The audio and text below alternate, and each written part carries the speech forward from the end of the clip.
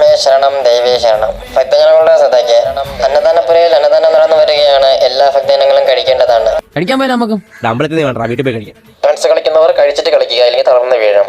നമ്മൾ തണ്ടാ വന്ന് കഴിച്ചിട്ട് പോടാ. നീ വന്നാണ് വീട്ടിൽ പോയി കഴിക്കാം. നിങ്ങൾ കഴിക്കാതെ പോകരുത്, കോപം കെട്ടും.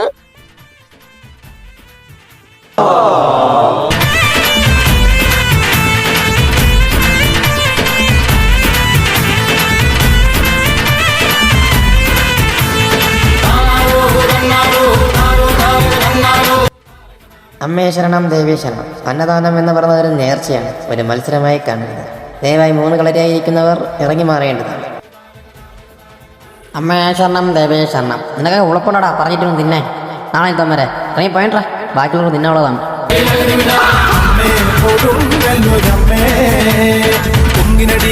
നീർ വെച്ച് താരിക വീരാ പോരിനുമായും അമ്മേ കൊടുങ്കല്ലൂരം.